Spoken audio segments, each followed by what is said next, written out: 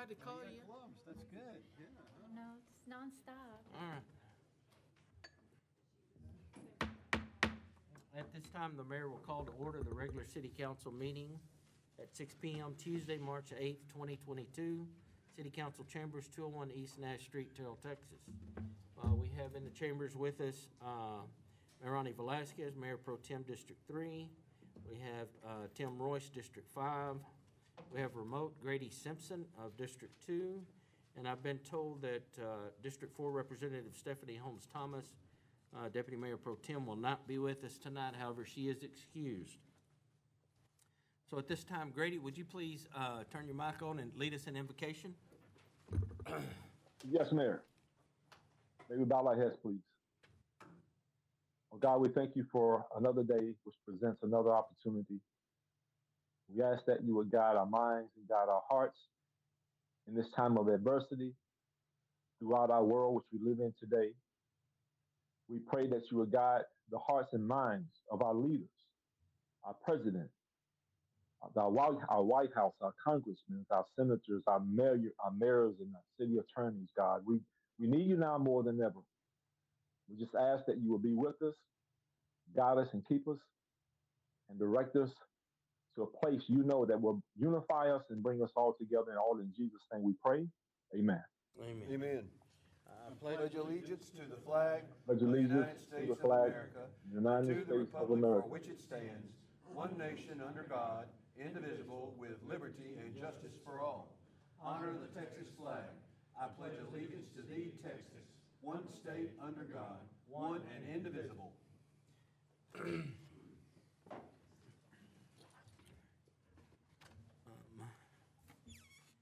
Our next item on the agenda is Mayor and Council Community Recognition and Events. Council, I was invited to the Terrell ISD High School campus today by Dr. Georgianne Warnock, our superintendent, and they were doing a program that they had to reschedule because of weather that was celebrating Black history and Martin Luther King. And I want to tell you, I was very impressed with not only the students, their behavior, but also the participation that took place amongst the TISD students. There was a group of grade school kids that came and sang, and they were from different campuses, but I can report to you that these kids are something special. And I really appreciate them letting the mayor be a part of their celebration. Does anybody have any other recognitions of events or hearing none, we'll move on. Our next item on the agenda is the adoption of the minutes. Discuss and consider minutes from the regular city council meeting on March the 1st of 2022. Is there a motion?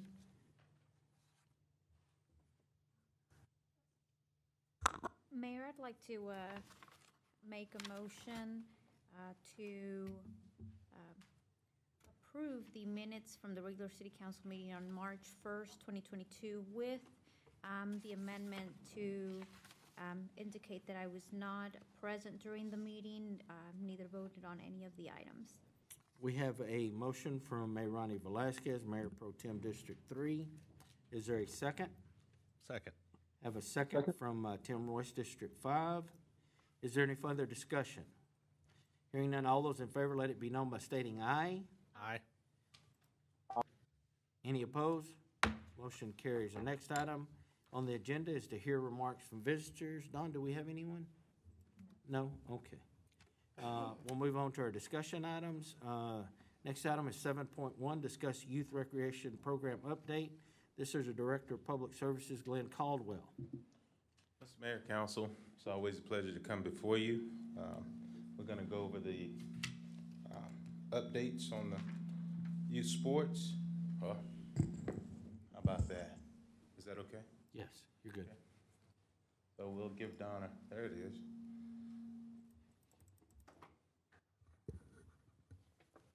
Okay. Hold on, I need to make sure that my screen is showing right.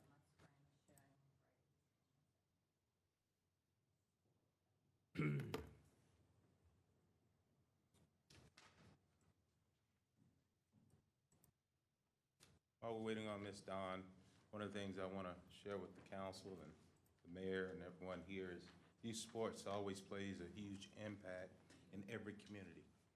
So we definitely enjoy supporting the youth sports in our community. Are we good? Thank you. So soccer for 2021, we did have a nice season. Spring, we had 282 participants, as well as in the fall. Our youth football was a success as well. The fall ball produced 185 athletes.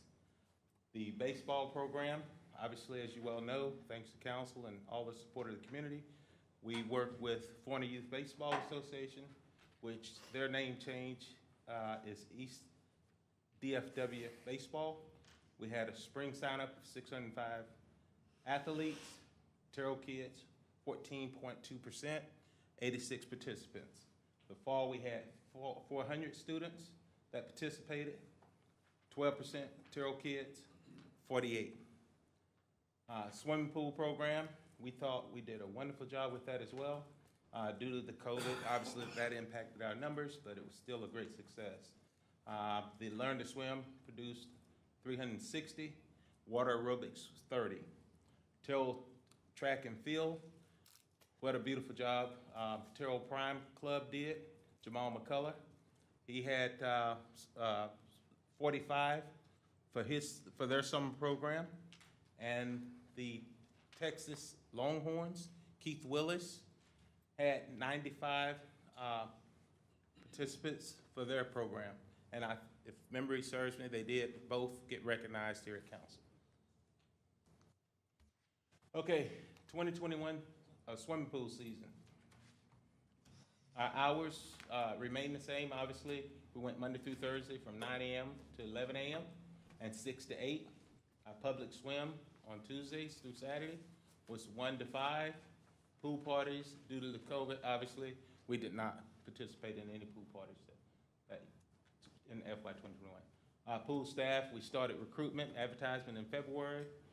We did employ 3 TISD students. The lifeguard, first aid, CPR, and AEDs. We were able to employ a total of 24 staff members, including a pool manager. The new program we implemented was, we called it Inclusion Hour, which was awesome. It was Mondays and Fridays. It was the hour designated for the children and adults with disabilities. So that was a huge success. Upcoming 2021 season, our goal was to start working toward recruiting in February, which I made several visits to the TISD, to start recruiting here locally. We're expecting 75% of our hires from the previous year to return. June 7th through August 7th, we'll have our pool season will open for the public. It'll be Tuesday through Saturday from 1 to 5. April 11th, Learn to Swim registration will open. April 15th, reservations for pool parties this year will happen. 2020, we'll continue to work with partnership with the TISD. We're trying to establish a program for the ISD students. That's going to be important. Previous superintendent, Dr. Pope, we introduced this opportunity to him. He loved it, and the ISD is planning to carry it forward. Keynote on this particular slide, the pool slide. We will be doing some repairs to the slide, but moving forward, I think it's lived its life cycle. 2023, we're proposing to put in the budget for a new slide. Youth Baseball League, 2021 update. We talked about that earlier, so I won't cover that. We'll jump right into 2022 upcoming. We will continue the partnership with the Florida Youth Baseball Association, which is now East DFW Baseball, for the year, and they will abide by the guidelines within our facility use agreement. Registration started December 17th. It was closed February 4th. We look forward to a very successful season. Again, Terrell students, Terrell athletes, we're trying to encourage them to participate. We did register 760 kids. Obviously, a few of the kids dropped off from the previous year, so the total number of kids from Terrell did fall slightly. Okay, soccer. Obviously, we'll talk about this briefly. Thank you, council, for approving Resolution 1092 for allowing the city managers to negotiate an agreement with TISD. We did attend the meeting where TISD reviewed the facility use agreement. They end up approving a MOU, so that still is going to be finalized once the city manager and legal counsel review all the verbiage. Obviously, the three key things is insurance, the field maintenance, and the funding support. As you can see, the city of Terrell is going to be agreeing to $32,500 per season. There's 2 seasons. So you take that $32,500, multiply it by 2. And I'll open up for any questions. Does anybody have any questions of Glenn on this? Glenn, on baseball, are we utilizing the Terrell fields as well as the Forney fields? That is correct, sir. Yes, sir. That's great.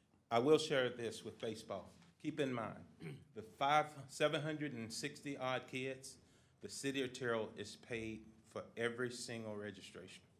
So we get compensations, which helps contribute to our funds. Very good. Okay, I get to brag a little bit. My grandson started T-ball. Oh, So he's playing in this program, so it's a good thing to have this available to him, and hopefully he'll take after his grandfather and be a good baseball player. We'll see. I just tease. Mr. Mayor, I did leave off one thing. Yes, sir. So many things Go ahead. I happening. know, I understand.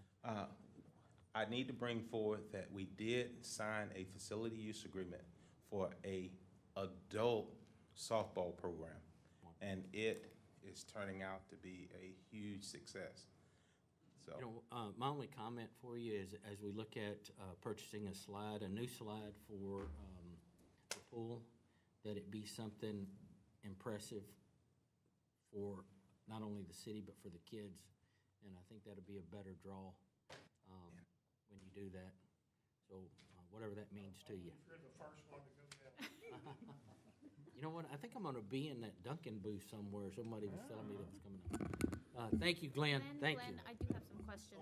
I want to make sure I understand this correctly. So are we saying that out of all of the programs, there were a total of 760 kids that participated altogether? And 75% of those kids were from Terrell? no.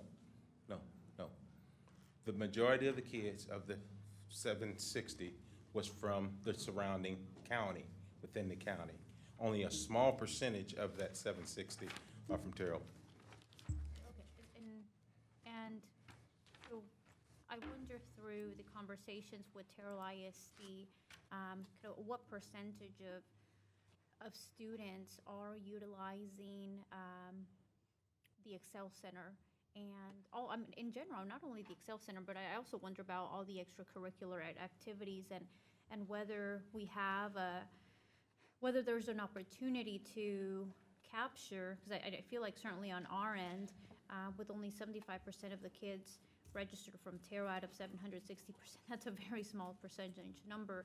So I wonder if we have a decent amount of percent of kiddos from City of Terrell limits participating in Terrell ISD extracurricular activities, so they don't have time to participate in the City of Can I Terrell, just, or there's an opportunity to do more recruitment and promotion of our own programs to reach more City of Terrell kiddos. Let's clarify the numbers first. So the statistic that you just referenced there, that's a baseball-only statistic, okay? So that last page of Glenn's PowerPoint, that's just referring to the baseball league that is shared with the East Dallas-Fort Worth Baseball Association. So in that one sport, it's roughly 750 kids and roughly 75 of them being from Terrell. All of the other programs, the statistics that Glenn showed you, those are more showing you just Terrell numbers, right? Because those are those students. Now, we have people who will come in from outside the city limits and that sort of thing, and we didn't try to break those down.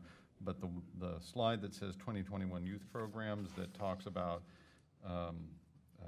football, soccer, swimming, track and field, that's predominantly just Terrell kids.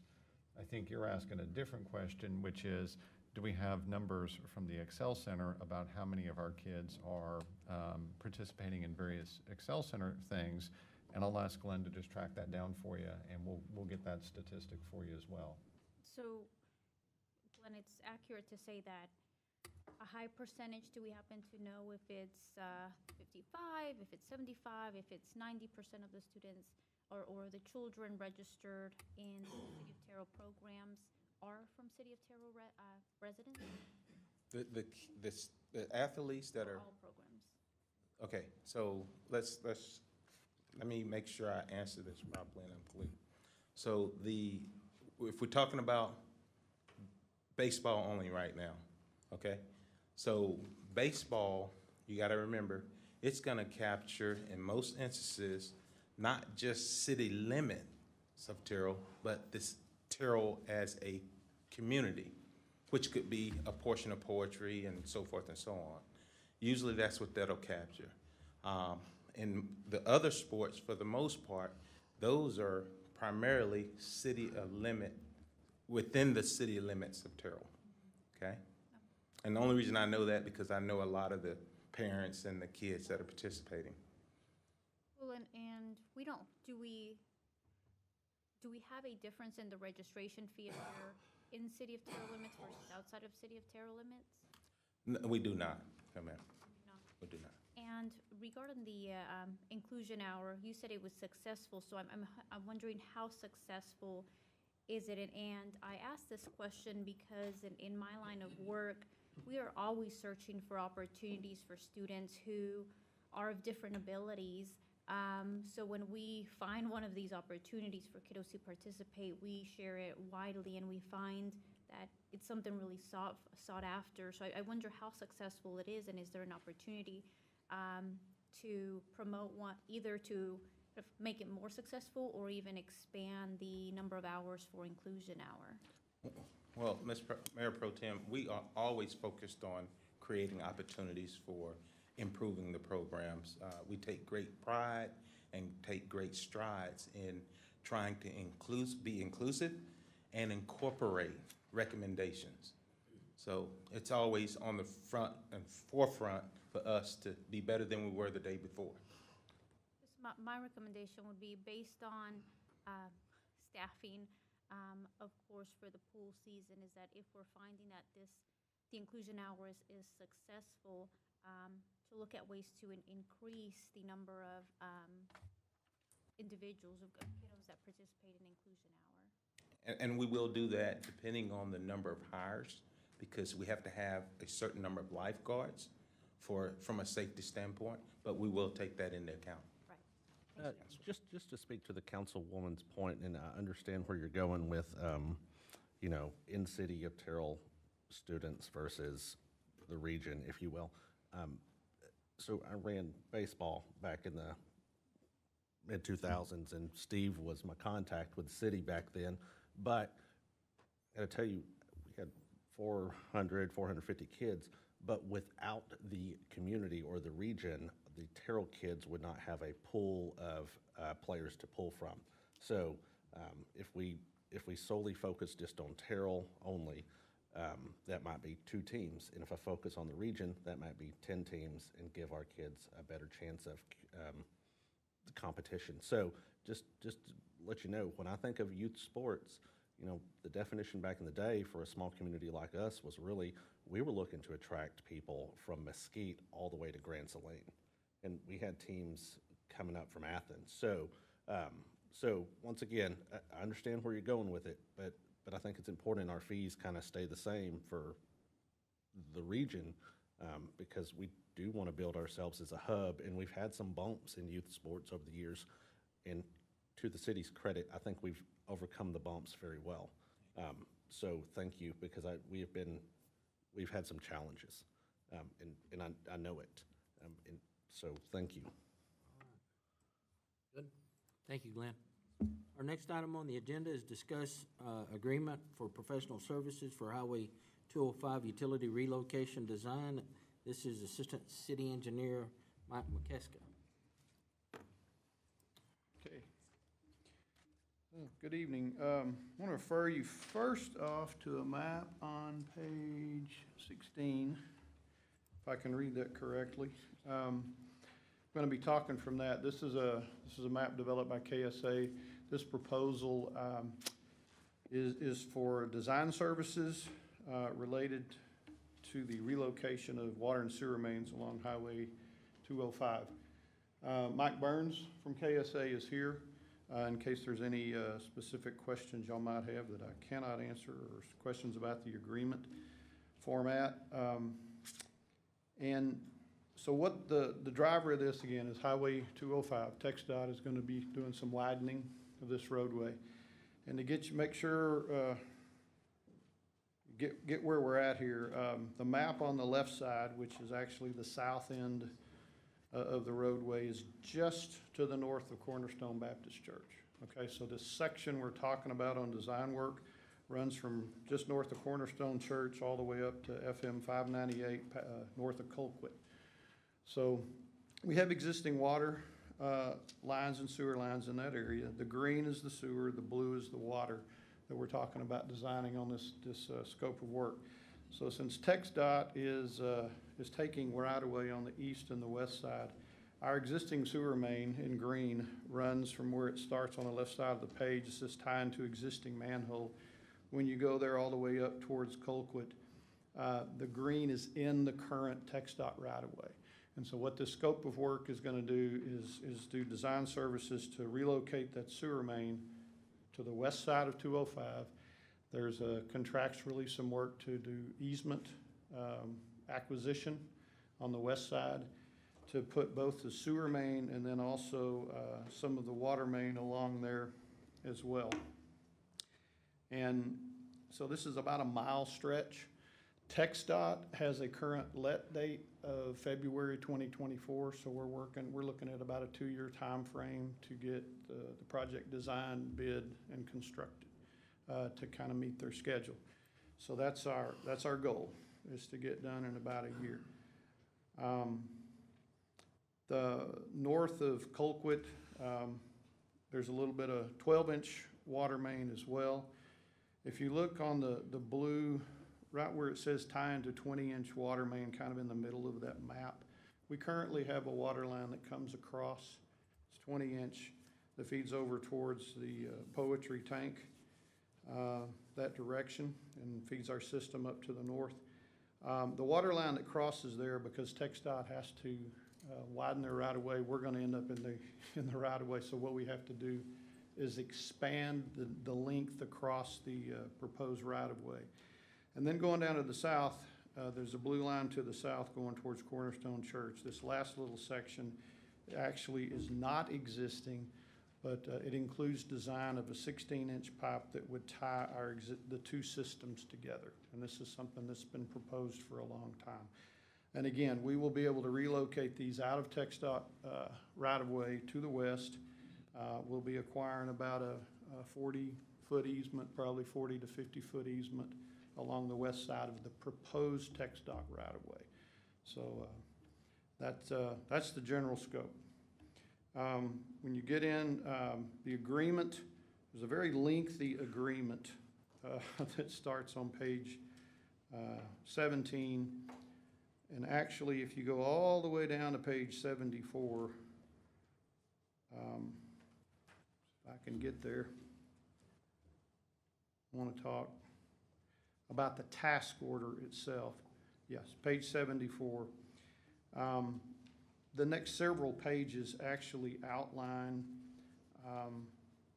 the scope that this is included within this agreement, okay? And on page 75, it shows there's some basic services that some are included, some are excluded from this. And then on page 77 is where you get a breakdown of the cost.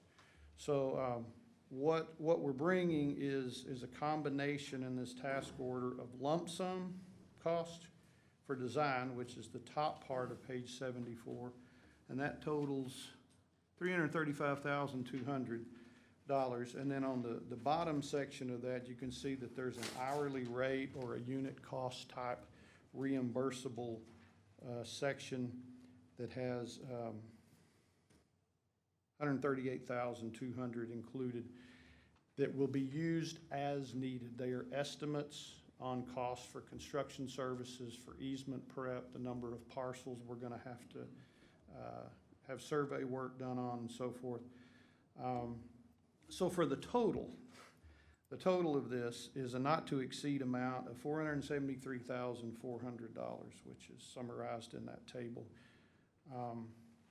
Again, we are hoping to get going here next month, finish design towards the end of this year, and then bid the project and get moving next year.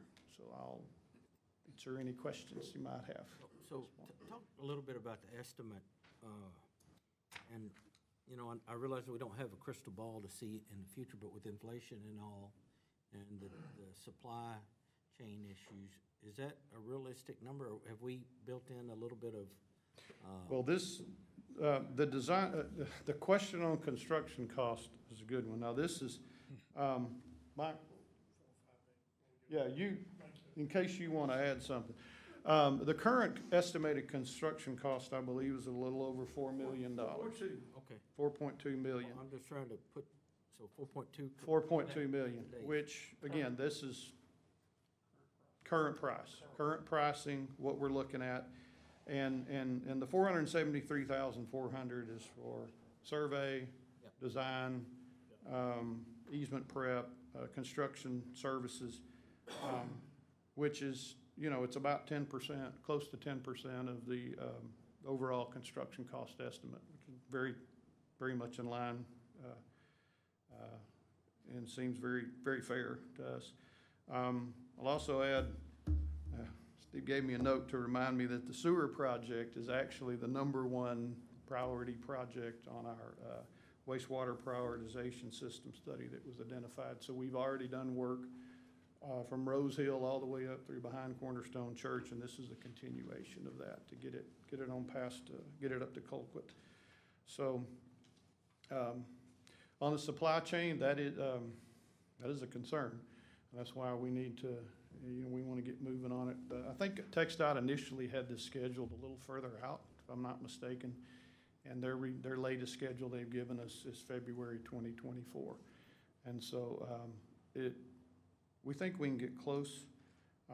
Part of this, I can tell you part of this work, the new water main, we don't have to focus on that to meet that February 24 schedule. So there's probably 1,500 or 2,000 feet of water line that's new that can be built outside of the right-of-way with an easement, and that can be done even after February 2024. So, Mike, you want to Mike, would you like to address? add anything? You've done a great job. I don't know if I can add anything. Any questions, I'll be happy to answer. Again, what I don't want is for TxDOT to be ready to move and the city not be prepared when they get here, right? So I'm trying to think of not only the cost associated with it, but also the ordering of materials, whatever Yes, we sir. need. There is that issue of supply chain and materials and parts and trying to stay out ahead of that. It is a challenge these days. Every project that we're working with has that, and we're facing it right now with the current project. We're trying to get stuff out of the way for TxDOT and waiting on fittings. Yeah, and so if the longer we have to wait for that supplies to catch up, the more costly it is for us. Yes. I'm thinking. Does anybody have any comments or questions regarding 205? We're good? Great presentation, thank you. Next item on the agenda is discuss agreement for professional services to prepare a South Alley master schematic. Again, this is Assistant City Manager Mike McKeska. Engineer. What did I say? Did you say city manager? Did I say city manager? I'm sorry. This is Assistant City Engineer Mike McKeska, I'm sorry. I did. Hey, don't. Okay. Field promotion. Okay, Dadgummit, we Okay. weren't supposed to tell anybody yet, were we? So I've introduced myself as that accidentally Have you? Okay. before, so it's, on the, on this proposal, with SPI is really to try to help clean up, multiple sources of information. If, the map on page 83, try to just kind of highlight, generally what's going on and how the areas overlap and are affected. If you look at along the South Alley from Rockwall towards Virginia, there's a lot going on. There's been a lot of different topics talked about. There's also different firms involved. So if you look at that blue section, that's basically an area that Robinette is doing some design work to eliminate some overhead electrical. And if you look at the little red crossings are going to be impacted by requirements for quiet zones, which is being looked at by Kimley Horn currently and doing a study. The overall area is impacted by a combination of SPI's water and sewer design. That's part of the TWDB work. And then you have some landscape and pedestrian improvements. Ash plus Lime is doing some work back there. And then you have Atmos looking at potentially upgrading their system. So what we didn't need is multiple sets of plans coming in that don't really tie this down. And so we've talked to SPI, and they've already done this type of thing to a small extent. But basically, this is just a proposal for them to kind of coordinate with everybody that's doing work in the South Alley. It's a not-to-exceed amount of $29,000 so that they can develop some mapping and plans to show how everything's going to fit together back here, because these projects are going to actually unfold in stages. You're not going to have everybody doing work all at once, and so we need to make sure whatever work is done initially doesn't conflict with anything else. So that's basically what the proposal's for. Again, Frank Stevens put this together, not to exceed $29,000. I think, council, it's money well spent, and I'm glad that y'all are thinking ahead. Anytime you have 5 different partners working on 5 different projects, it's best to have somebody that everybody can go to get information. So I'm in favor of this. Council, y'all have any comments? Well, one other comment is the other kind of non-partner is the UP Railroad and the impacts and what they're talking about, double tracking through there and how that impacts what we do as well. And so SPI has been in dealings with them and getting authorization for what we're doing on the water and sewer side. So it all ties together. So. All right, thank you, sir. Next item on the agenda is discuss the board for North Blanche and North Delphine CDBG sewer main improvements. Again, this is Assistant City Engineer Mike McKeska. Okay, this item and the next, I would like to kind of talk about them together if I can. They're all tied together. The sewer portion was actually started out as a grant project request back in 2019, and the city was authorized a $500,000 CDBG grant. We found that out about a year ago or so, that and so we entered into contract with them for that grant. Subsequently, we selected Freese and Nichols. Council authorized to enter in design contract with them for the water for the sewer project. And we proceeded on, and we got to this point, so we took bids on the sewer project. And if you look on page 92, there's a map that kind of highlights what we're looking at really on both projects. And I hope this isn't confusing, but the layout and general scope of the sewer is in red on that map. And you can see we go from 8, 10, and 12-inch pipe. And this is what was generally submitted on the grant project, and it was approved.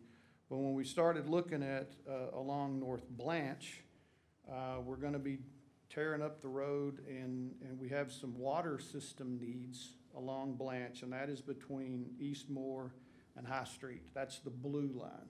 And you'll see the note that that's on a separate contract, which is actually the next item, okay? So what Friesen Nichols did, we entered into 2 separate contracts with them to keep everything separated from the grant funding. They didn't want anything bled together between the two, okay? So Friesen Nichols did 2 separate contracts that we bid, one for the sewer, one for the water. And so the sewer amount, we took bids on February 15th, and XIT Paving was the apparent low bidder. Friesen Nichols reviewed it, made a recommendation. There's a letter and a bid tab in there that shows the different bids we received. And the amount for the sewer came in at $596,848, just for the sewer. If you look on the next item, there's an amount that, the separate bid for the water project. We have the same kind of structure. We have a contract for sewer, then a contract for water. The recommendation for the water came in at $302,507. So both of these are funded through the utility capital reserve. The sewer portion is eligible for grant reimbursement off of the portion of the $500,000. So XIT Paving was the low bidder and recommended for both projects. So we have one contractor dealing with 2 contracts, but they're all going to be doing work in the same area, which is a good thing. So I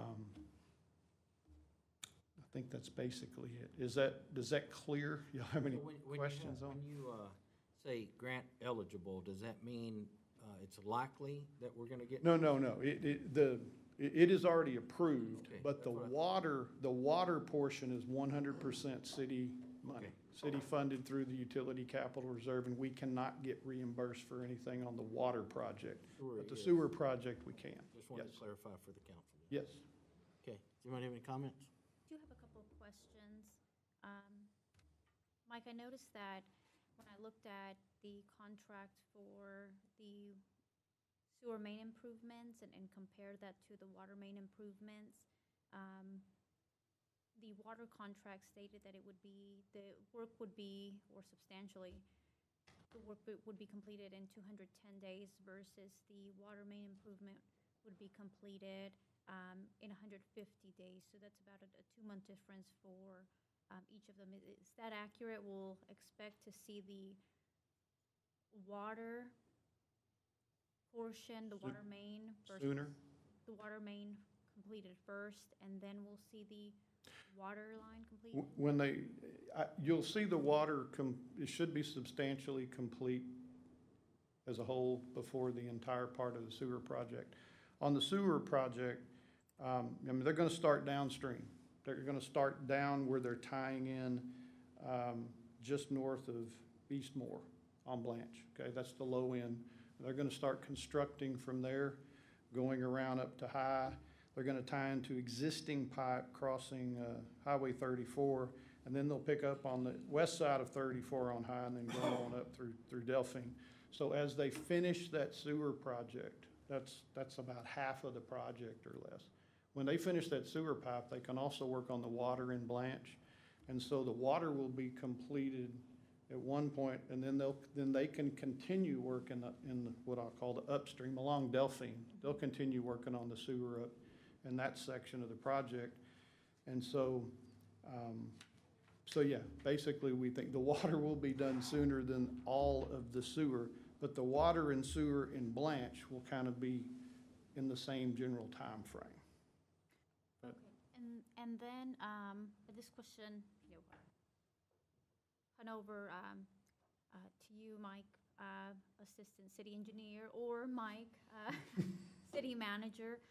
Because I'm looking at the alternate bid for the water line, and the alternate bid includes both concrete work, replacing the concrete, and the asphalt work.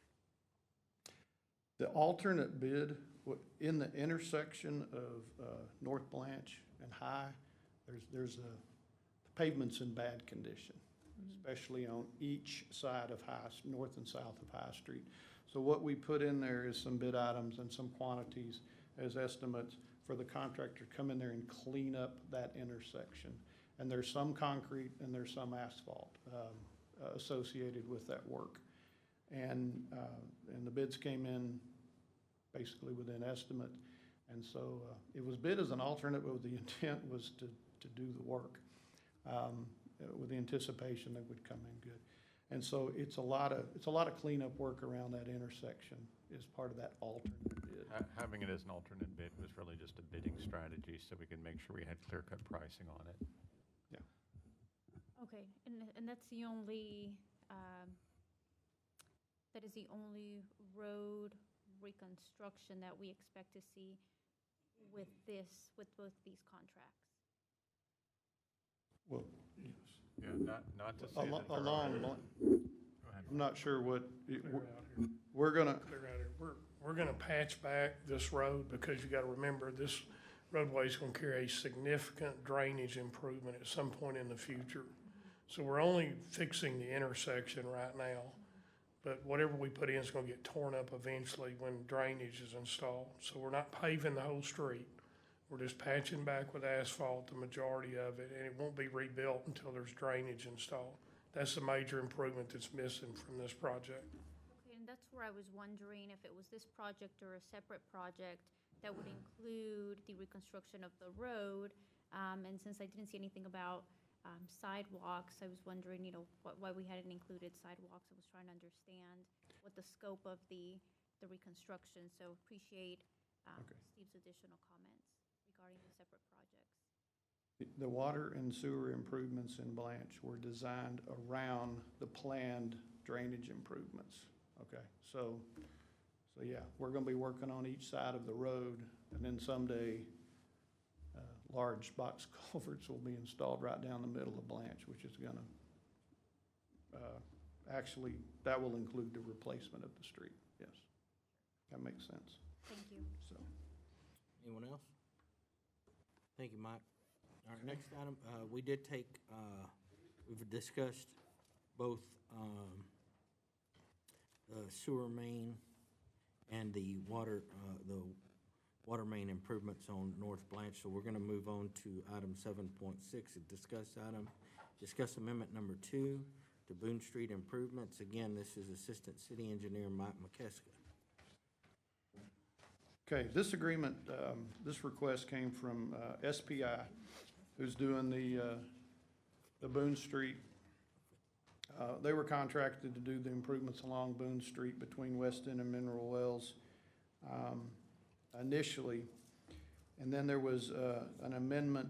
If you look at I kind of explained from the map on page 114. So the initial scope was kind of looking at some survey data in the dashed white line and then improvements along Boone Street.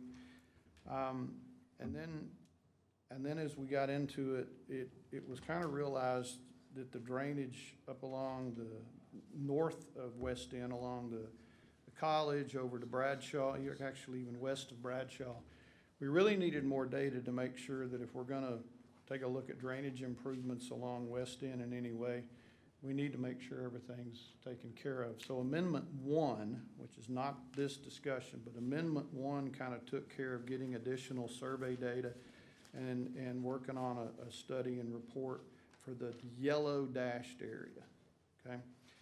This amendment, number 2, is only focusing on primarily some design and construction services improvements for some drainage along West End, going from Bradshaw down east of Boone Street for a little ways. So that red is kind of the area of what this is scoped. And I wanted to kind of highlight what we're talking about. This request, this proposal is $18,200. Okay, and it's amendment to the initial agreement for $43,800 was only part of the utility capital reserve, and it was for design for water and sewer, primarily along Boone Street. When the drainage improvements for Amendment 1 came in, you can see that that was actually funded out of the Stormwater Fund at $43,600. This amendment is sort of a split. There's a little additional work on some paving sections that was done, and then some additional design and construction services related to installing some pipe along West End. We have somebody developing some lots, building a house, and a request came that says, hey, I don't need a big open ditch cut in front of my property with a house going in here. And it kind of makes sense, because in order to make the drainage flow properly along West End from Boone Street to the east, you're gonna have to cut that ditch down about 2 to 2.5 feet from existing. So what we're doing is we're installing some, extending some 12-inch, I say 12-inch, 18-inch, I believe, culvert along that section. So there's some additional work on SPI's part. So basically, that's what's included in this amendment number 2. Again, it's a not-to-exceed amount of $18,200. You can see it's broken into some design phase services and then some construction phase services estimates. And That's the red box. questions. The red box on that map, yes. Anybody have any comments or questions for Mr. McKeska? Yes, Mr. McKeska. I believe I saw a figure of 105,000. Does that include design and construction for that area? What I totaled that to show, this is actually the total cost for the initial agreement plus the 2 amendments. And it's split between the UCR and the Stormwater Fund at 50, and then 50,000 to UCR and 55,600 from Stormwater because of the difference in scopes. And so the total cost to date would be not to exceed 105,600. Yes, it's not construction.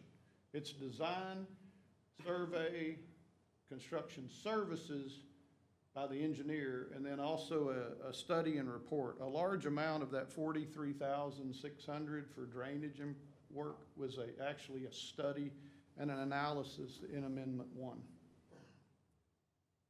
Okay. Well, that's what I wanted to clarify. I really appreciate you addressing this.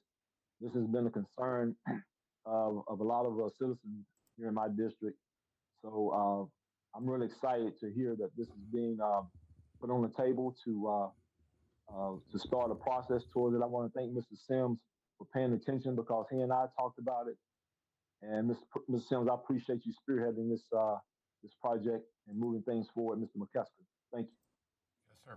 Again, the amount that will be, will be brought back to us is for 18,000. 18, not to exceed 18,200, that's correct. All right. And it's split between 2 different funds. All right, thank you, Mike. Next item on the agenda is discuss monthly financial report. This is our Housing Finance Director, Jamarcus Ayers.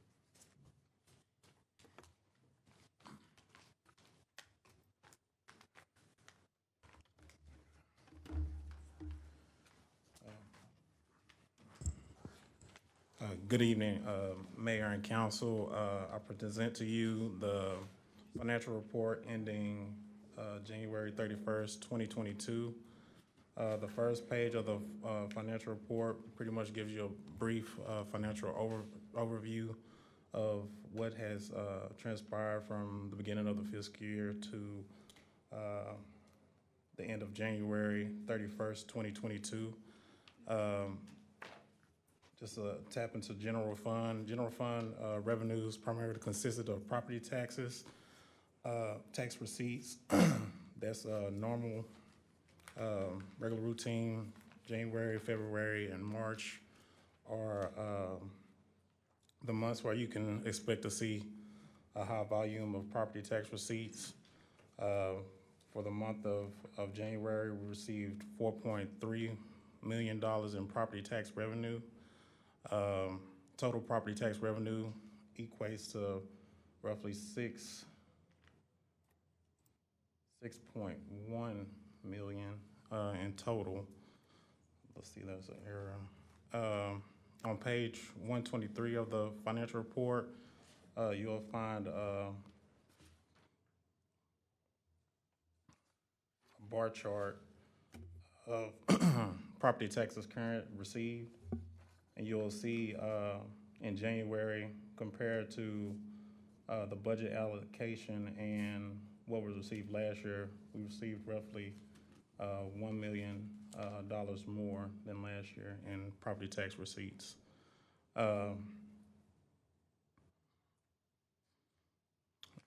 Then what I also want to make note of is that in the property taxes currently received, those funds, those property tax receipts for the tiers are commingled into property tax receipts so far. But once we receive the data from Hal Jones, the individual that is responsible for sending us information on how much we need to allocate to the tiers, you'll see those numbers change a little bit with respect to the allocation into the tiers. Total revenue for the general fund for January was $6.3 million. Year to date is $15.6 million. That's roughly 46% of what we have budgeted for the fiscal year. And our expenses were at $2.9 million, which netted us $3.393 million for the month of January, and year to date is $2.329 million. If you go to the following page, you'll see a breakdown of budgeted revenue for FY22. Roughly 43% of our revenue is sales tax, and 27% is property taxes. Those are our two largest contributors to the general fund. And on, if you look at the chart below it, it gives you a breakdown of revenue for the general fund. The property taxes and sales tax for January 2022 consisted of 90% of the total revenue for January. And then if you go to the following page, you get a breakdown of the budgeted expenses by department. And then you'll get a breakdown by department, the year-to-date actual amount of funds expended by each department in blue, and in red is the budgeted amount.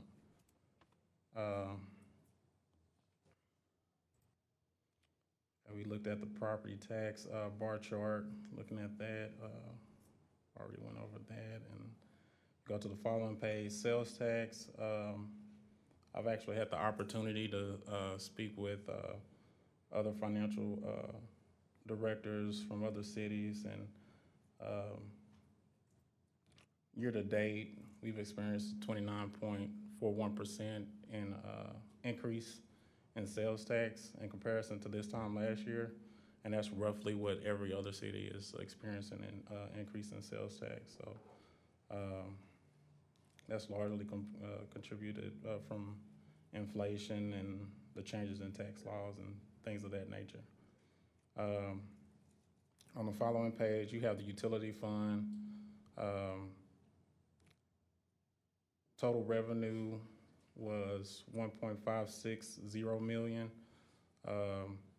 Meter water was $666,000. Contributed $666,000 of revenue to that total. Wholesale water sales was $229,000, and sewer was $554,000. And expenses for the month were $1.343 million, and we had a net income of $217,000, and we year to date through January 31st, 2022 is $305,906. Utility capital reserve fund total revenue is 202,917. Total expenses are 85,460, which nets 117,457. We can expect to see more progress on these different projects listed in the Utility Capital Reserve Fund as we approach the spring and summer months. On the following page, you have the Stormwater Utility Fund. It's currently in the positive. It netted 84,840 for January 2022, and year-to-date is 219,347. And then on the following page, we have a bar graph which breaks down the expenses related to that fund. In blue is the year-to-date, and in red is the budgeted. Not a lot of activity. The equipment replacement fund, they have some upfront costs whenever the fiscal year started.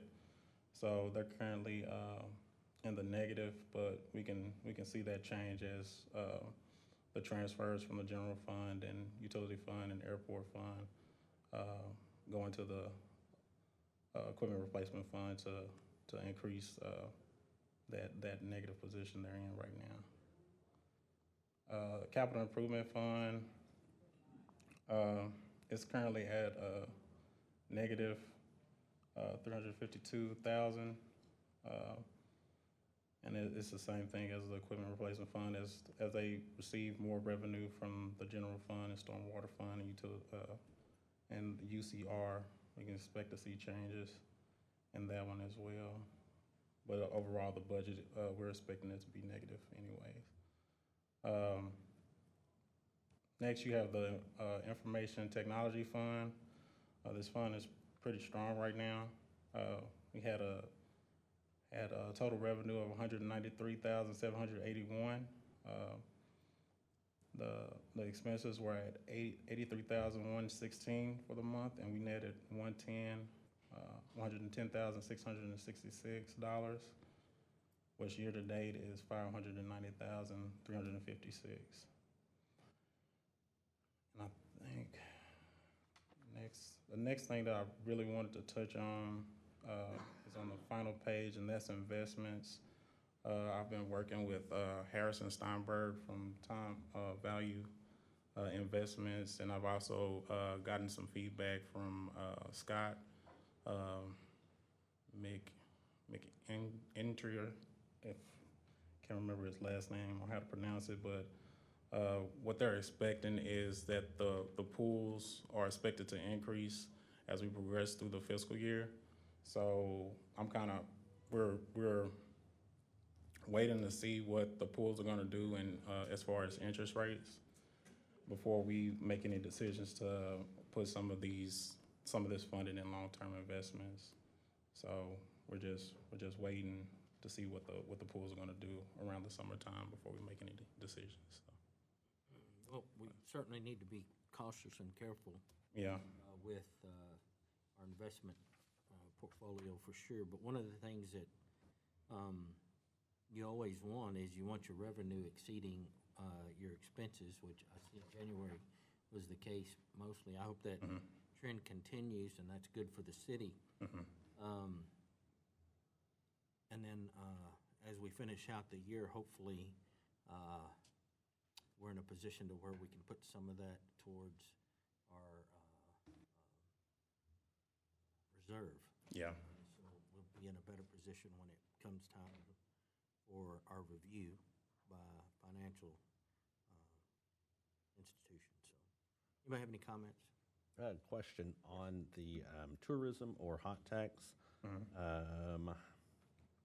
Jay, I can't tell you what page I'm on, but the question is, when we have some long-term agreements with the chamber and maybe BFTS, do we pay those entities monthly, quarterly? How do we expend those funds? Normally, well, they don't come in if I remember correctly, they don't come in consistently on a monthly basis. I think those transactions happen, I think, I don't know, Mike, you might have some better insight on that one. So, Yeah. it's quarterly, okay. You got three of them. The Terrell Chamber of Commerce, they normally ask for an upfront reimbursement in the October-November time period. So they kind of get started early. Same thing with BFTS Museum. Then both of them generally wait around until the January, February timeframe to submit for another reimbursement. So they're generally a quarterly attempt by those two entities. The third one there, where we haven't made any transfers thus far this year, is that Hotel Event Center Savings Fund. And that's a calculated dollar amount from a certain number of the hotels. And Jay's department will be making that transfer, as they kind of go through their steps to analyze the amount of money in there. Okay. Jay, I'm looking at page 127 and 128, the stormwater utility expense report. There are notes there. I'm trying to understand, what is the transfer to COM? What is That's COM to the stand for? IT. IT funds, Yeah. communications. Communications, okay. Would you mind spelling that out? Okay. I might try to guess what that is in the upcoming, Yeah, we should probably actually change that to IT, because it's really the IT technology fund. and then, on page 134, the impact fees. What is the difference between the roadways east versus the roadways west? And maybe Mike knows the second part of the question. Is that a established policy where, I mean, is that a policy where Yeah, it money just comes in from one side to the other and how they're It just used? traces back to state law. So whenever you create your impact fees, you've got to define the roadway service areas. And so we had an impact fee study in 2009, 2014, and 2019. And those three impact fee studies both delineated a dividing line, which by memory is kind of sort of rock wall state poetry, right? The traditional kind of break in the middle of the city. So impact fees on one side need to be spent on that side. Roadway impact fees on the west side need to be spent on that side. The 2019 study actually established a Big Brushy Creek zone as well, because we really want to create a holding place for any development that might happen out in that area. But we don't have development there yet. So there's actually a third zone hiding off to the side that will turn on as soon as we have development in that area. So, and was that 2019? Did you mention that was the last time the study was done? Yeah, but state law requires you to do it every 5 years. Frankly, we've had some discussions at the staff level of not waiting the full 5 years this time around, because we do have a lot of development pressures. And frankly, when you have rising construction costs, your impact fee study becomes dated really quickly, right? Because it's all based on the cost of the project you're building. So in order to be charging the right dollar amount to the private sector for their share of new growth expenses, you've really got to make sure you got good construction estimates and project estimates in there. So we've had some discussions that we might need to bring an impact fee study update to you in the FY23 period. Traditionally, we would have waited till 24, but I'm just concerned that we're missing there on construction costs. I'd love to be able to see the impact fee, the most recent impact fee study. So if I could. I believe that we just had a conversation with Mike McKeska about making sure that the 2019 impact fee study was posted correctly on the website, because we had some questions about that, and I am sure we will send council an email with a correct link to our website on that. Thank you. Anyone else? Thank you, Jay. Next item on the agenda is discuss upcoming mid-year budget amendment. This is our city manager, Mike Sims. So Mayor and Council asked Dawn to have a handout for us, and she's welcome to share it around. I've got a copy, thanks.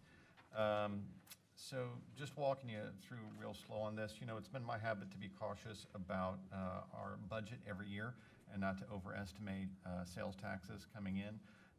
when we put the budget to bed at the start of the fiscal year. So when you're estimating a budget in August and voting on it to start in October, you don't know very much about how sales taxes are going to come in, and you know only a little bit about how property taxes are going to come in. So there's a lot of estimating to be done there.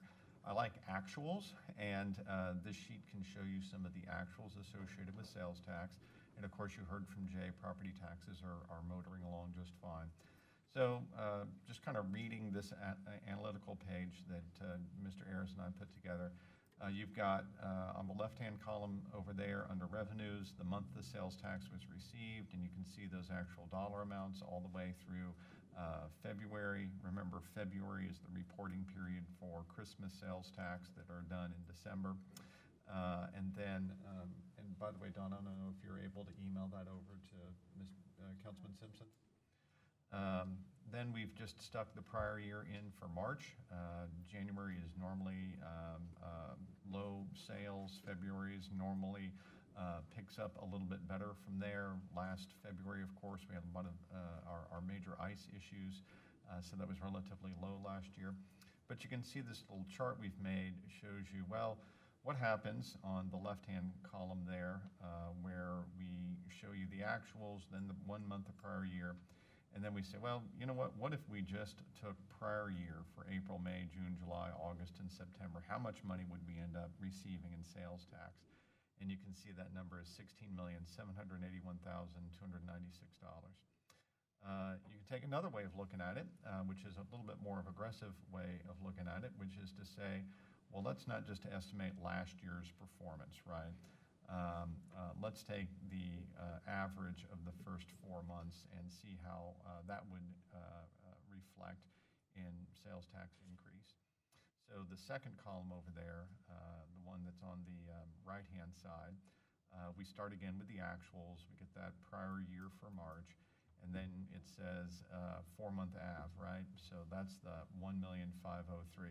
That 1,503,000 is just the average of October, November, and January sales tax receipts. And that runs down and creates a different total for the year, which is $17.8 million. So how do you pick one of these? Do you say, well, I like the 16.7 because it's more conservative, a little bit less money coming in? Do you pick the 17.8 million? I'll tell you that Jay has access to some pretty fancy modeling tools. His model would tell him that the 17.8 million is the correct estimate. I think if you look at the sales tax receipt trends statewide, that's where that's going. And I think that's basically a factor of inflation that we're seeing in the state of Texas. So those are estimates. I'm not going to tell you that we've picked one. I think Jay and I are still working on that to try to decide which one we're going to bring to City Council for your review. The FY22 budget is the $14.6 million number that you see here. So if we went with the higher dollar amount, and this is just a thinking exercise so I can show you what we're going to try to bring you later this month. So the FY22 budget was $14.6 million. Let's go with the higher dollar amount for the sake of argument. That adds $3.1 million in projected increase, and then those new totals for the budget amendment would be that $17.8 million. Not saying that we're doing that, not saying that's a recommendation. This is just a draft worksheet. The most important thing to me is not overspending sales tax money that comes in, because we have a lot of commitments out there with sales tax money. And that's what this bottom half of this page is intended to communicate to you. So look at that expenditures page there. And I've got a column that says expenditures by formula allocation. And you can see the first one, I'll just walk you through it. TEDC, that's your type A sales tax that voters approved back in 1990. So Terrell Economic Development Corporation is a sales tax commitment of the city of Terrell. And we were budgeted to provide them $2.7 million in sales tax, but if we have an increase in sales tax, you know, that's just a formula allocation. There's still a there's still a 3/8 cent sales tax, and that would mean they would get an additional almost $600,000, and you can see the new total there for them would be $3.3 million.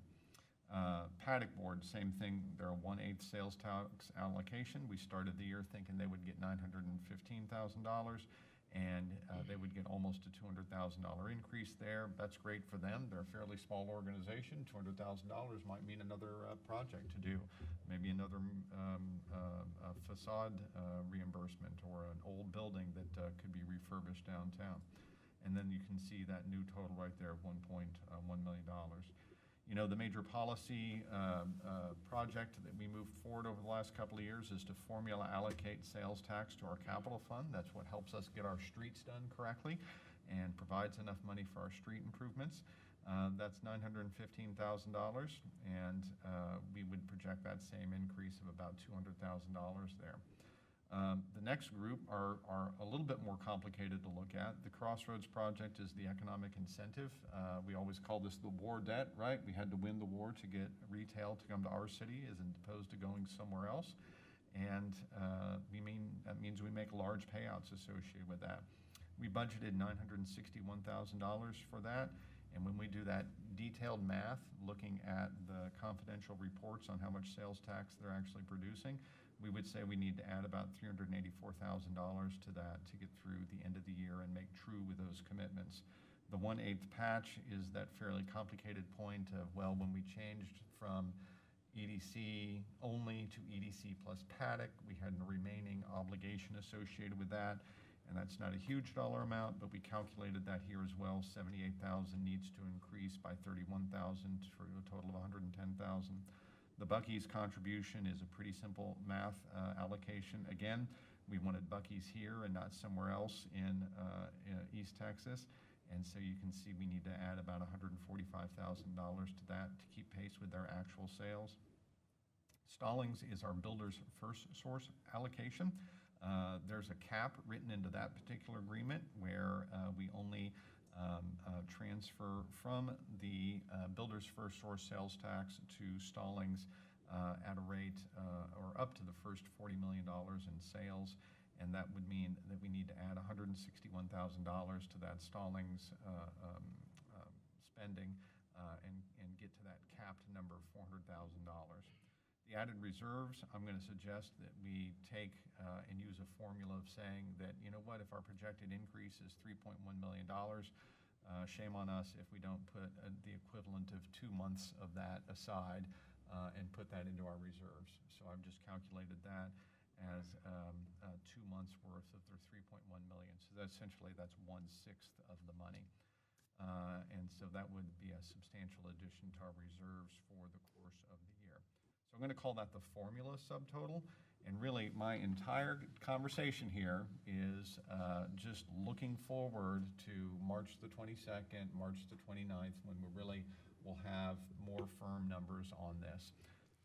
This tells me that even if we estimated high to that $17.8 million number, you're really only looking at about $900,000 of added sales tax that we actually can make decisions on. Now remember, we've already made 2 very important, very expensive decisions. One is we gave our police department a very meaningful financial raise at the start of the fiscal year, and we said, hey, we're going to use added sales tax for that. So we've already allocated part of the $900,000. Then we said to ourselves, okay, we're going to get the opioid settlement. That's a little bit of the money that will offset cost of police officers, but we do want to reserve a little bit of sales tax because we do have to outfit them, get them vehicles and all that sort of good stuff. So we do want to make sure we preserve a little bit for those 2 new public safety officers or police officers in that. I know that I don't want to necessarily go into all of the laundry list of things we might need to do, but we've certainly talked about some from time to time in council. And you'll see some recommendations from staff in our later March meetings. But I wanted to get it out here because it's fairly complicated. It kind of is useful to go through after Mr. Ayer's monthly financial report. And I want to get whatever preliminary thought council might have on it before Jay and I start doing more detailed work on this topic. I would tend to be more conservative rather than aggressive on our projections and just remain cautious and hopeful that we reach that 17,800,000 number. However, prepare as if we were going to get the 16.7. It's always easier to add money to rather than to take away. So that's just my comment. As we look at budgets and as we continue to move forward, hey, this is good this is good news for the city. It's good news for the council.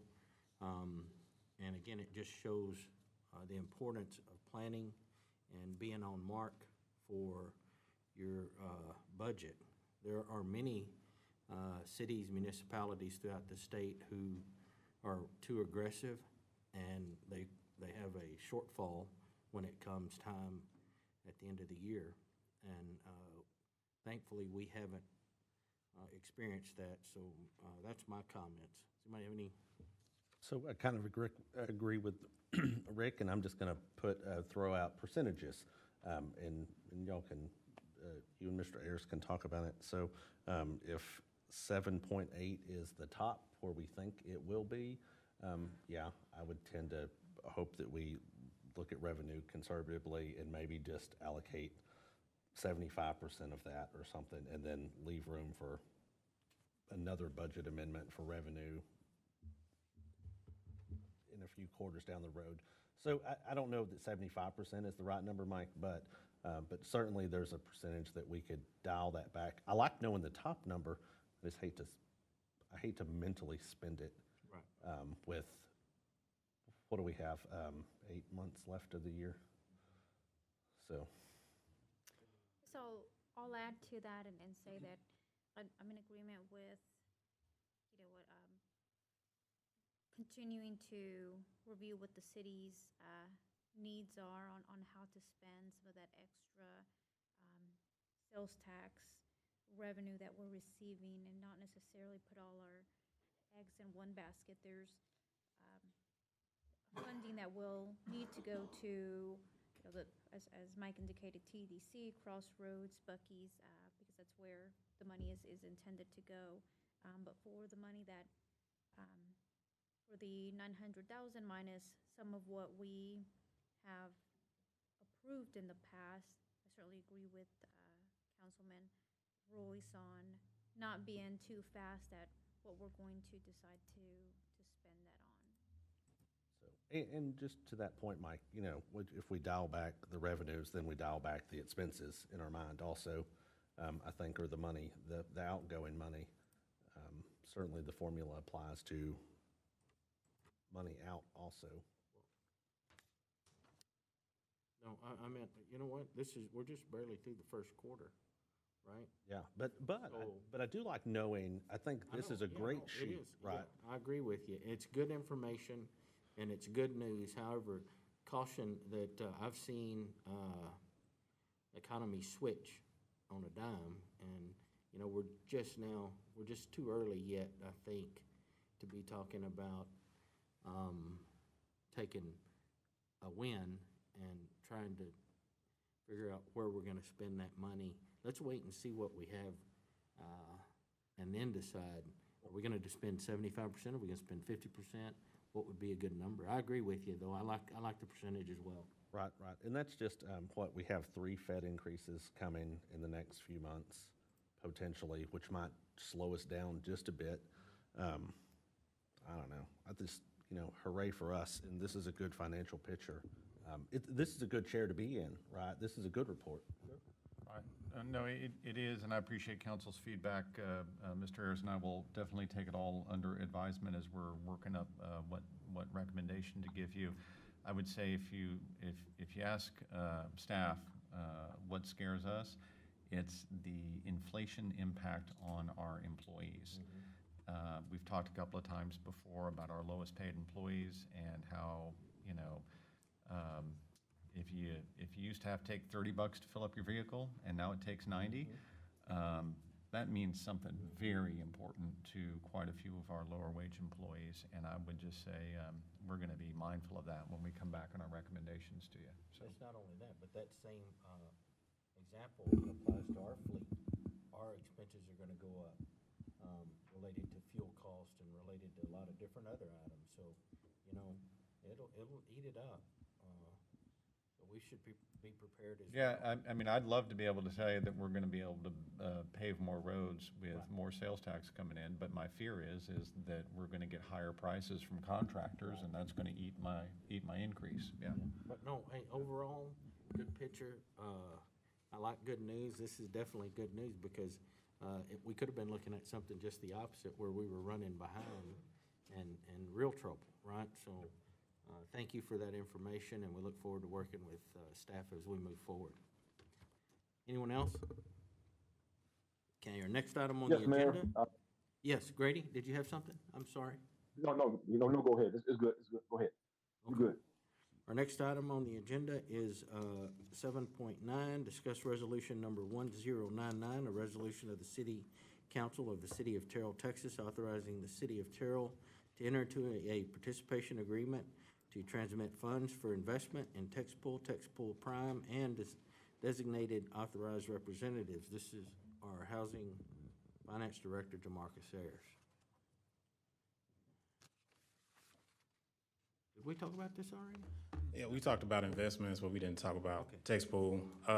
With the text pool investment, it's just formality that we come before the mayor and council to get approval to update the authorized representative to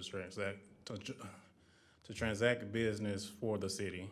So that's pretty much all that is. And we've been doing this for what, now 3, 4, 5 years? Started in 2019. Yeah, this was one of the changes that you and I made when you first came in office, or, yeah, huh? Does anybody have any comments on resolution number 1099? I think we'll be good. If everybody would please review that, and we're going to discuss this at a future date, is that correct? Next Tuesday? Well, next Tuesday, we don't have a meeting, but it'll be the 22nd is the next meeting, and you'll see this on that, and yeah. And this is really just housekeeping. It's what we're doing now, but with new names. Yeah. Thank you, Jay. Our next item on the agenda is discuss 3-year strategic plan, annual update. Mr. Sims. So, Mayor and Council, I'm going to start putting this in front of you from time to time. You know, every other year, we spend a lot of time on this. So last year, we spent a whole bunch of time, a whole bunch of department head presentations, and we really went in great detail about it. This is the off year where we take a little bit simpler stab of it. I've asked the department heads to start making notes of their own on it. I'm going to ask you to take a look at it, and if you've got any major questions, something you want to highlight, something that you feel like you need an update on, it may be that we can get you an email update on it. It might be that we get you a whole briefing on it. But if you've got a concern, you got a thing you want to change, you've got something that just doesn't quite make sense to you, get that information to Dora, if you would, please, as you review it, and we'll make sure that we include whatever your concerns might be in our update. I can tell you that I'm going to be focused on making sure that we communicate clearly just a very small number of items that you're going to see in workshop format. So a couple of examples of that. Shane LaCroix's been working on fire station number 3. I think we've got the best plan I've seen on that in a while. I feel like I owe it to you to bring that forward to you as you're discussing this 3-year update, because that's a major thing that I think can happen in the next 3 years. The next one would be utility fees. I believe our April the 12th agenda will feature Chris Eckert with NewGen. He is your utility rate consultant. Mayor had a chance to meet a gentleman by the name of Rodney Rhodes. He's a former North Texas Municipal Water District employee who's going to be helping us on utility rates. And then Mike McKeska, Steve Rogers, Jay Ayers, and myself, we're all working on where will we be over the next few years with utility rates. I will tell you, as North Texas is doing major things, we're going to be hit with major concerns on the utility rate side. And we owe you that in a workshop format. And then, of course, the Town Square project is such a major thing with the library that we want to make sure we keep pace on. We're going to bring you updates on those 3 things over this period of time. And so you can count on updates on those. And then you can count on, of course, we'll do the detailed update by department head on all the individual goals. If you turn all the way over to page 172, I'll show a couple of things that we're definitely going to update in the three-year strategic plan. So page 172 is your straight line model of the general fund, and that's our attempt to say, okay, where do we stand with the number of days of reserve? Roughly speaking, we're around 30 right now. When we want to get up to 60, we're going to update that, show you where we really are, where we think we'll end FY22, and we'll be using what we have with the latest and greatest numbers there. The next page is 173. That's the same thing with the utility fund. And again, here we've got around 80 days of reserve now, and our policy is to get up to 120 days of reserve. We need to show you how we're going to do that. So we'll update these two pages with new financial analysis. And then you'll recall also that we've got these current and upcoming debt issuances in here. And these were adopted last May. We have an update of this that is part of your long-term capital planning efforts. And so we can show you, okay, our battle plan in FY22 was that we were going to do no additional borrowing in FY22, but we do have borrowing planned for FY23 and borrowing planned for FY24. And we'll show you that battle plan as part of an update to pages 174 through basically the end of the document back there. I guess that's 177. I included for you, for reference, a couple of pages that you voted on in the summer that aren't strictly 3-year, but they're good background information. You've got our capital needs. The 10-year capital needs plan is provided for your reference in there. And then your 5-year operating plan is also provided in there. And that's just good background information to have as you're looking over your 3-year strategic plan. So that update's coming along, and like I said, we're doing the modest update this year. So we're going to really rely on council to make any marks on that document that you are particularly interested in.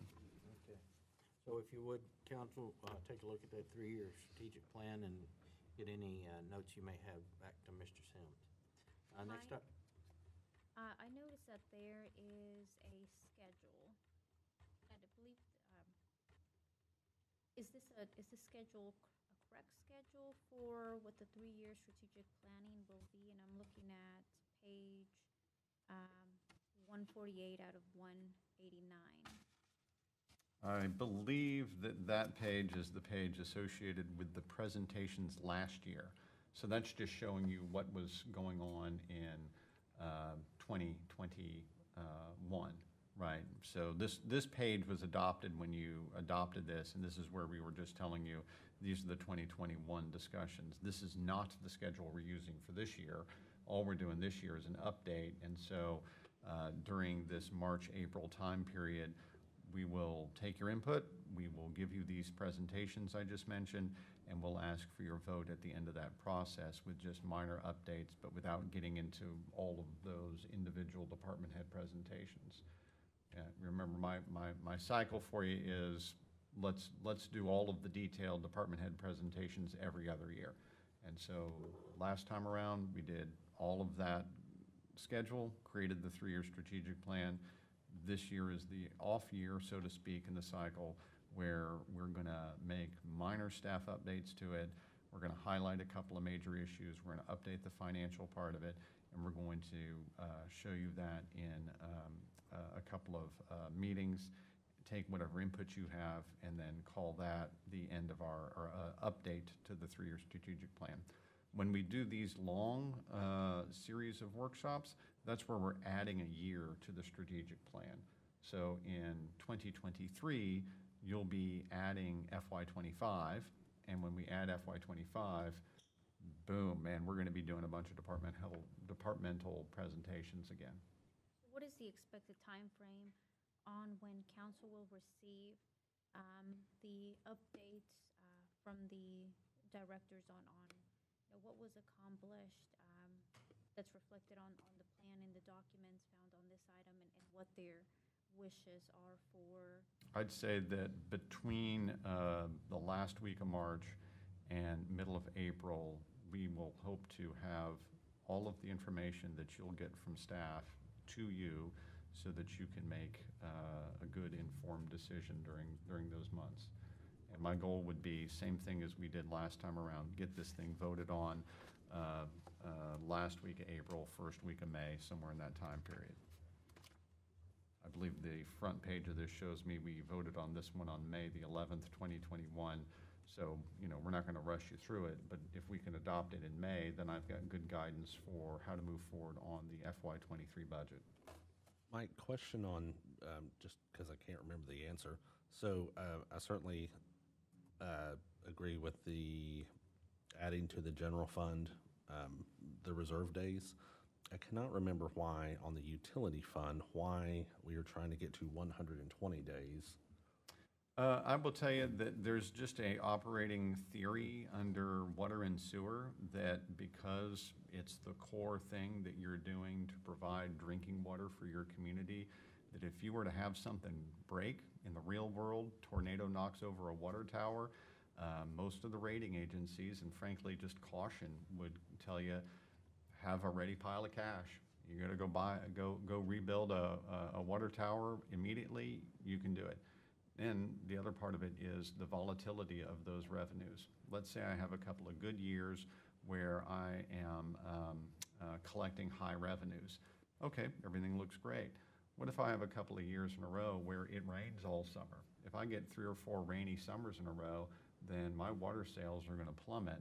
And if I've built my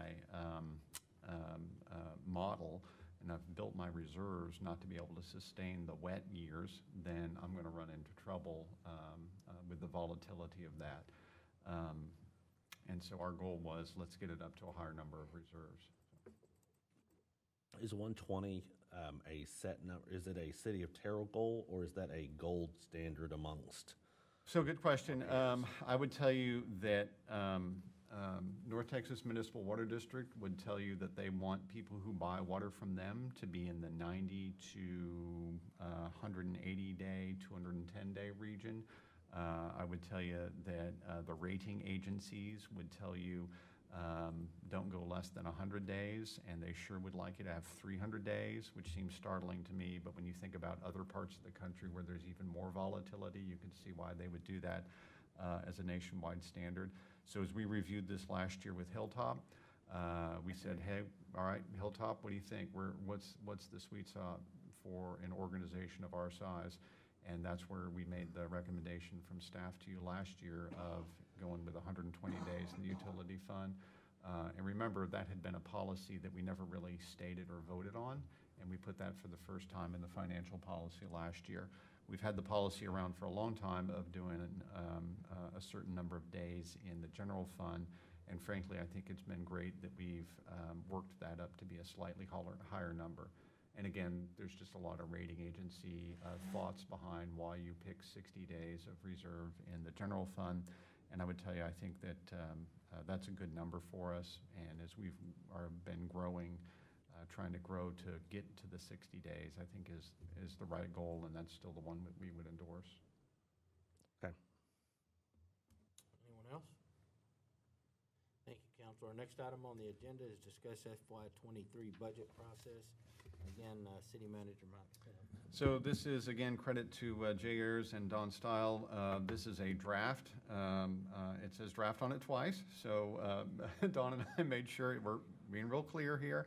So as you look out and plan your year, when will we be doing different things related to the budget? So again, we're in the process of change here. The state of Texas really pushed back whenever they get you certified values from the Central Appraisal District. You can see that date is July 25th. So in my estimation, we do too much guessing if we try to give you too much information before we get those numbers. So we're going to do preliminary budget discussions in June and July in the various Tuesday evening briefings. We'll give you preliminary data, we'll give you preliminary cost, we'll give you preliminary expenditures, we'll give you some preliminary highlights about where we're going. But I just don't think it's productive to have a day-long workshop before I have appraisal district values. Then what will we do? I hope to have enough information from enough sources that we can post a budget on the website by July 28th. July 29th is actually the state deadline for that. and then we can do a council retreat on the last Thursday and Friday of July. So this is a big look ahead, check your calendar, don't go to Alaska, see if we can all be around the table together and have July 28th and 29th be our budget retreat. Sometimes we've done that at the Rosenbaum Room, sometimes we've done that over at the airport. I kind of like spreading out at the Rosenbaum Room, but we'll find the right venue for that. And then you can see, well, how many bites of the apple does that get you? You're reviewing a full budget on the 28th and 29th. Then we take your input and we get you another draft budget on August the 9th. We get you another draft budget on August the 23rd. We get you another edit if you needed one on August the 30th. And we don't ask you to vote on anything until September the 6th. So that really gives you, I think, plenty of time to get through the details, have your input, give us your priorities. And of course, we'll have asked you for your priorities during the June, July period, but you'll have had, I hope, plenty of time to review all of the steps through there. So this is our draft. This is, again, subject to somebody saying, oh my gosh, I've got a work conference out of town, I can't do those dates. We really prefer to have all 5 council people with us for those budget retreats. I think that's the best, most productive way to do it. And then it gives our department heads the schedule to say, okay, they've got June and July. Do some listening to you. We'll send out a form and say, hey, do you have any budget input? We'll send that out in June. And then council, all your department heads will be working for you, trying to find craft those presentations for your budget retreat on the 28th and 29th. So that's a quick review of that. Just wanted to get it out there because it's starting to be budget season again. All right, anybody have any comment? Please put those dates down and be prepared for those meetings. Our next item on the agenda is the business items. Discuss and consider city council approval of surplus items for auction. This is Director of Public Services, Glenn Caldwell. Mr. Mayor, Council, in your packet, you have a list of approximately 50 lots of items that are no longer of value to the city of Terrell, and we're asking you all to surplus those items so that we can sell them and collect whatever revenue we can. And as is customary, Mr. Caldwell, you usually give us a guesstimate of what the sale may bring in. You have one? I do. I think we'll hit the 180,000. It's my best guess.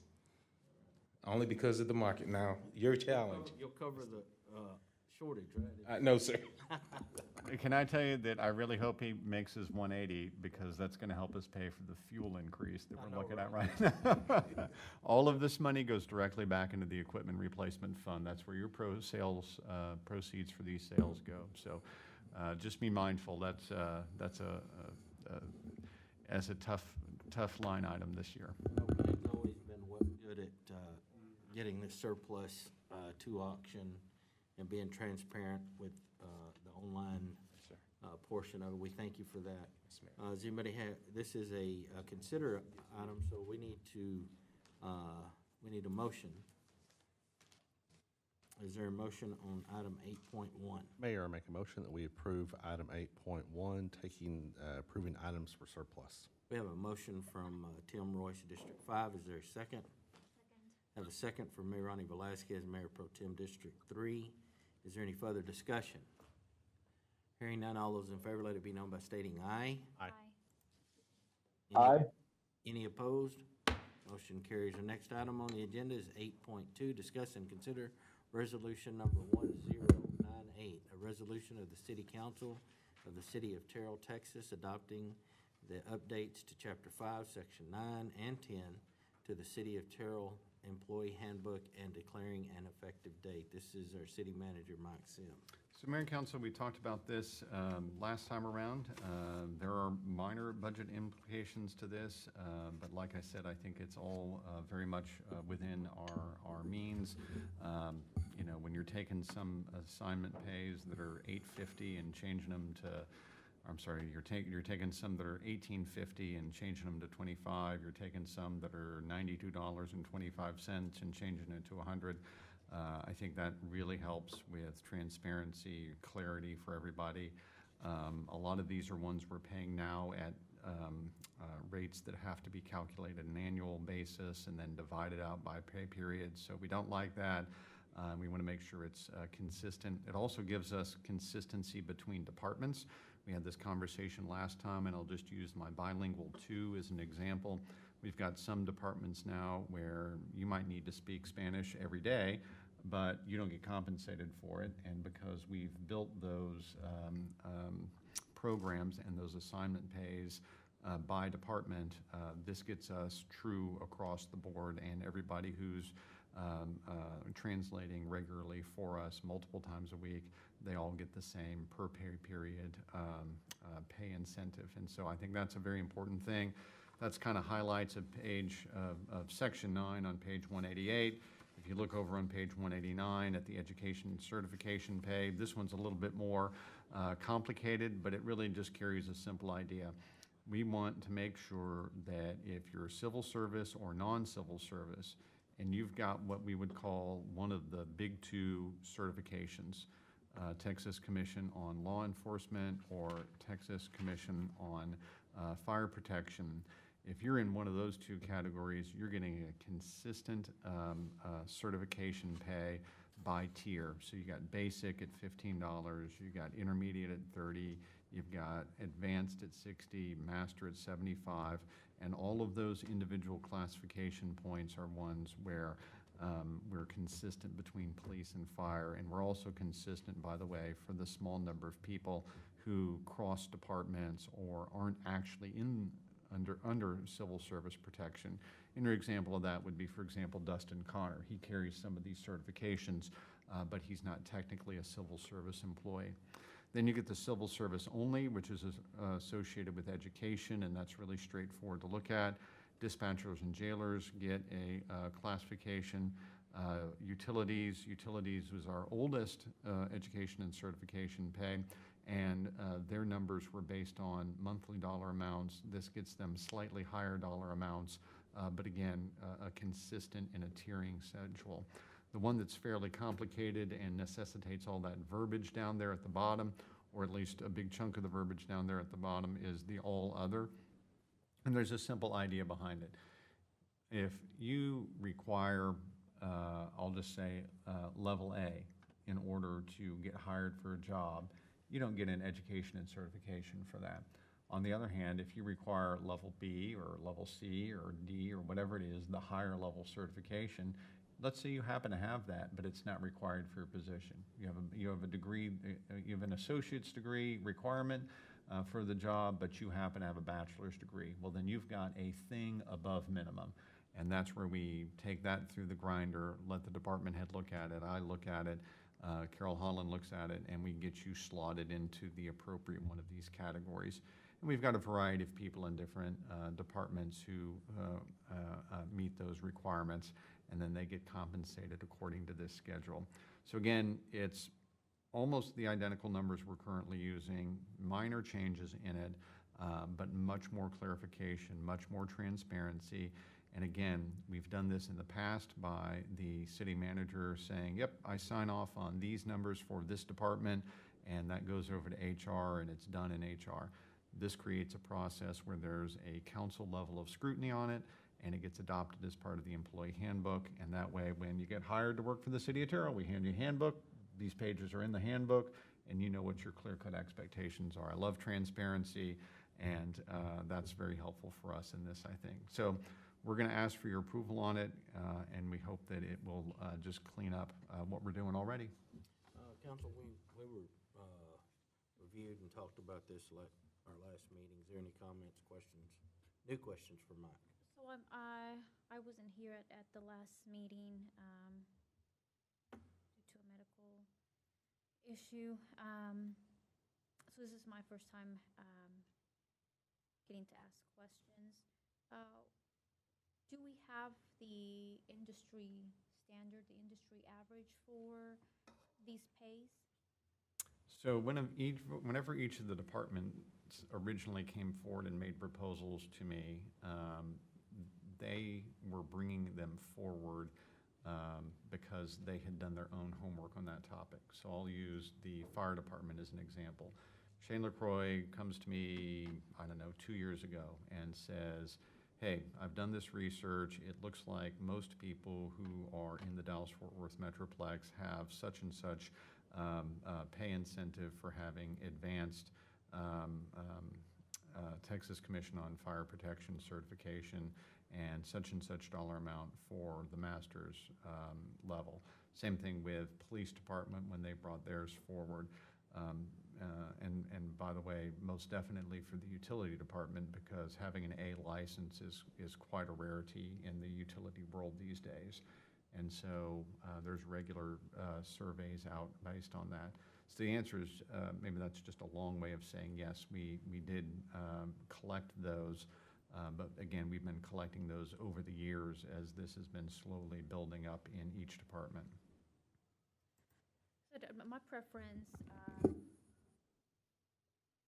with, anything, especially anything HR related where there may be industry standards is to review what those industry standards are to get an idea if we're at, below, or a little bit above. And then I would have also loved to hear from our HR director and her recommendation. I know there's entities that will move to establish something of this sort, and whether it's a salary increase or education/certification, tuition reimbursement to go into effect immediately, or they'll defer that to the beginning of the next budget cycle. I'm also looking for. Can I I'll just say one make more a- thing. I'm also okay. looking for an understanding of the last column that includes all other and department heads. Because, for example, I'll give you my example. Or I want to understand why we would move to do pay per period based on a certification or degree beyond the minimum, and why we would do it that way versus increasing the salary. So if somebody's coming in, with accomplishments beyond what's being required, why it wouldn't be reflected in the salary that's being offered versus adding an additional fund or increasing that salary at a annual review versus doing the pay per period. So I'm trying to understand that, coming from both a state agent, working for a state agency and working for public/nonprofit world.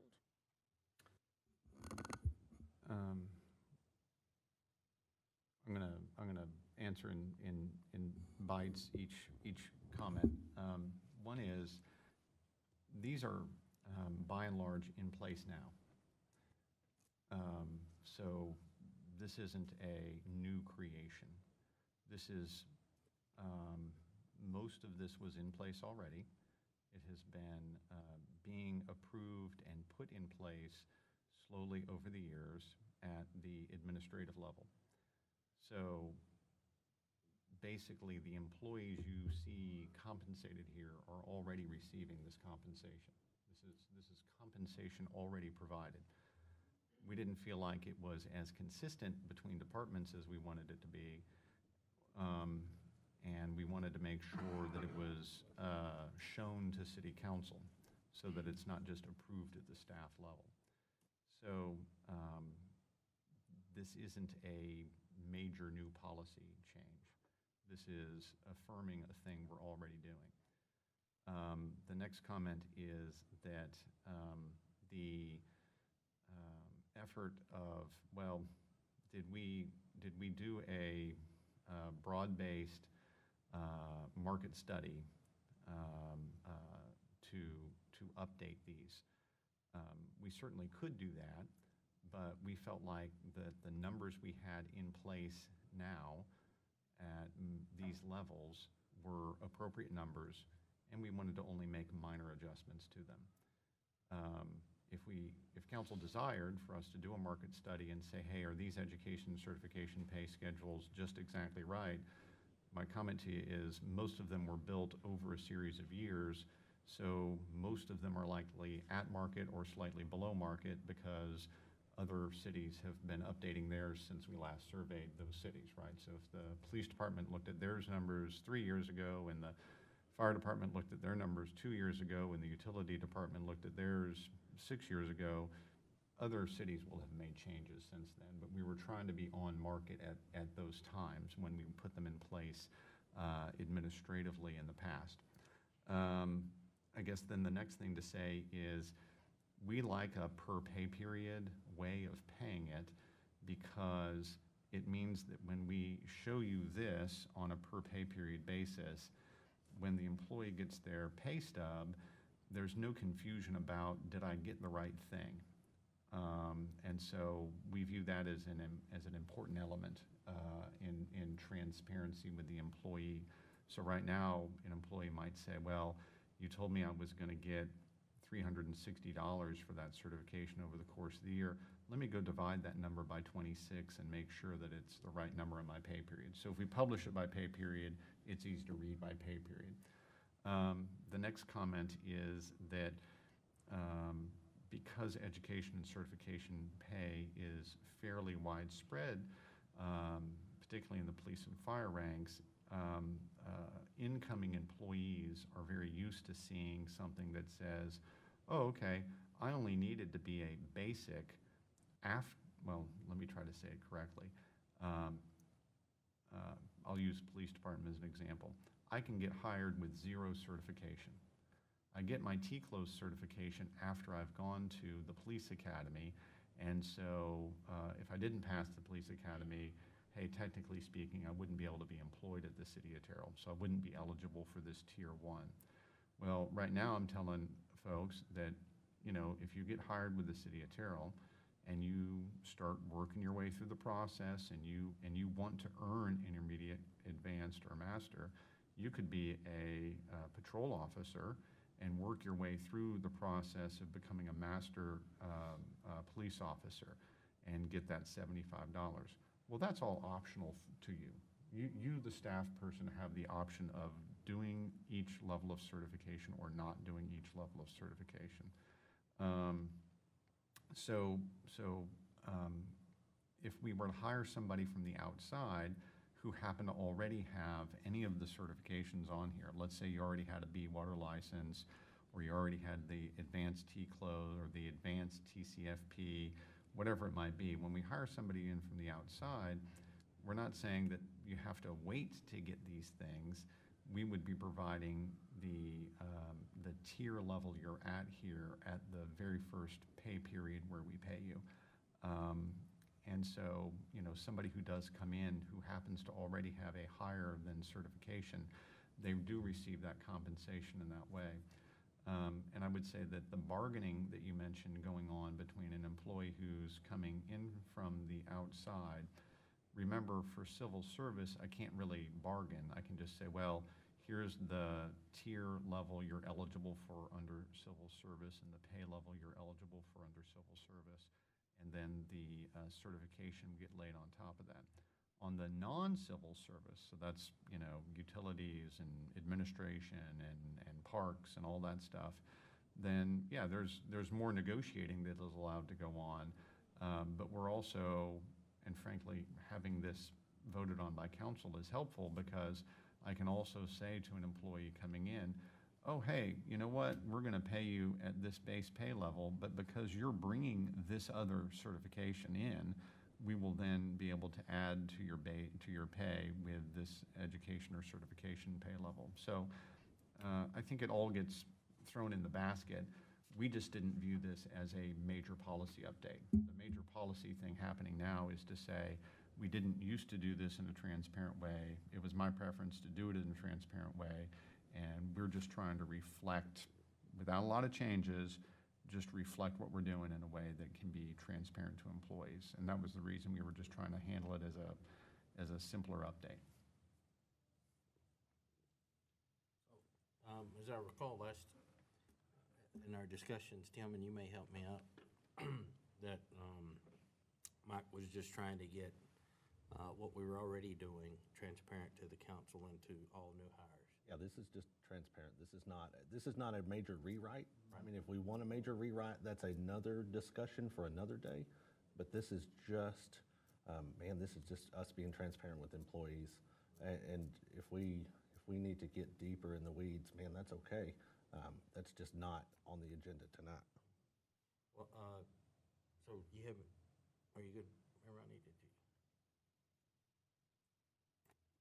Well, I hear it's not a major update.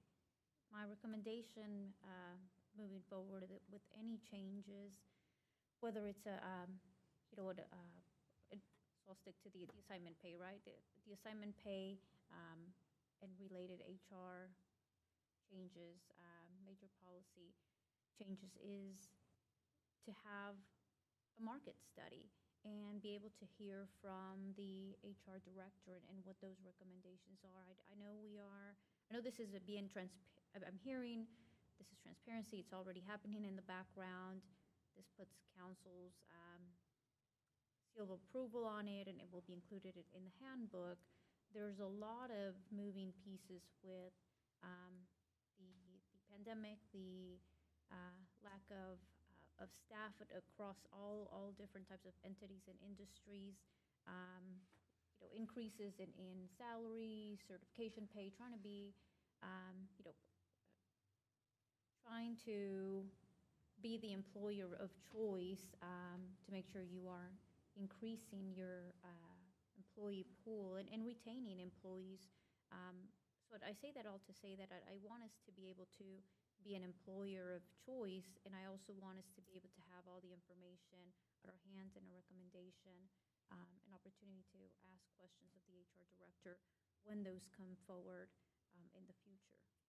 All right, I hear you, and I think probably that discussion should happen when we're talking in budget process and see what effect it would have on the budget if we were to give increases, but point well taken. The item for consideration, though, is resolution number 1098. Is there a motion on resolution number 1098? Mayor, make a motion that we approve resolution 1098. We have a motion from Tim Royce, District 5. Is there a second? Second. I have a second from Grady Simpson, District 2. Is there any further discussion? Discussion. To back up one of Mayor Ronnie's points, it would have been good to hear from a director, from a Carol Holland in this case. Man, I like hearing from directors, right? If it's Public Works, I want Glenn here. If it's Library, I want Becca here, right? So I think last week Carol wasn't here, so not to pick on any department head, but yeah, I like a department head to prove their case also. So just kind of a FYI, point taken with that. Gotcha. Got a motion and a second? Well said. Any further discussion? Hearing none, all those in favor, let it be known by stating aye. Aye. Aye. Aye. Yeah. Any opposed? Motion carries.